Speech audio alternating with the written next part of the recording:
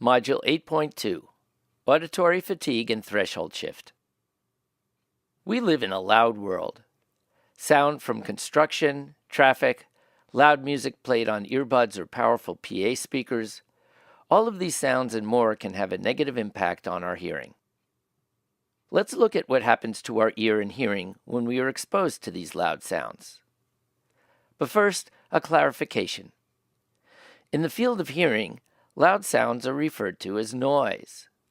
So whether you're listening to a jackhammer or listening to your favorite music with the volume turned way up, any hearing loss would be referred to as noise-induced hearing loss.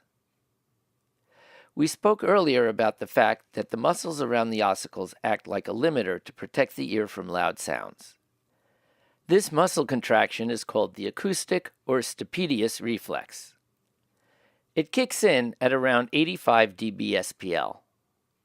Unfortunately, it is not instantaneous.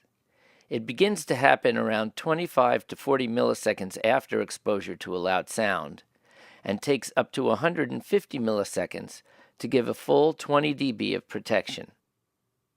Because of this, short, loud sounds like gunshots, snare drum hits, and firecrackers can be very dangerous to your hearing. This protection doesn't last for long. After a few seconds, the muscles relax and the protection offered by the muscle contraction decreases. If the exposure to loud sound continues, the next thing that occurs is adaptation. This is the perception that loud sounds appear to be softer after a period of time. This is caused by the nerve cells getting overstimulated. So the danger here is that you are being exposed to loud sounds, but you're not aware of it. As you are exposed to longer and longer periods of loud sound, you will develop a gradual loss of hearing. This will show up on an audiogram with curves below the 0 dB line. This is referred to as auditory fatigue, which is a general term for threshold shift. It is called threshold shift because the threshold of hearing, the softest sounds you can hear, have shifted. There are two types of fatigue. Physiological fatigue is a threshold shift that lasts less than 16 hours. Pathological fatigue is a threshold shift that lasts longer than 16 hours.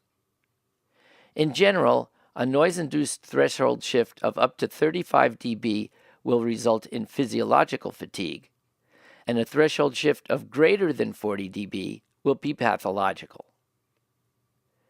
The ear can recover from exposure to loud sounds if the sounds are short in duration.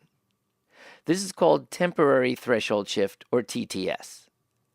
But if the exposure is for a very long period or very intense, it can be permanent. This is called permanent threshold shift, or PTS.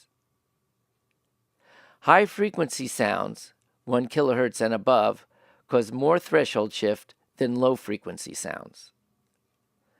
Continuous exposure to sound causes more threshold shift than intermittent exposure. In the next module, we'll look at different types of hearing loss. To review, hearing loss due to exposure to loud sounds is called noise-induced hearing loss. The acoustic or stapedius reflex is the ear's natural way of protecting the inner ear from loud sounds. It takes 25 to 150 milliseconds to take full effect and lasts for a short period of time. Adaptation is the perception that loud sounds have gotten softer after a period of exposure. Exposure to loud sounds causes auditory fatigue, which is a general term for threshold shift. Threshold shift can be permanent or temporary. Physiological fatigue is a threshold shift lasting less than 16 hours. Pathological fatigue is a threshold shift that lasts more than 16 hours. Exposure to high frequencies and/or long periods of loud sound increase the amount of threshold shift.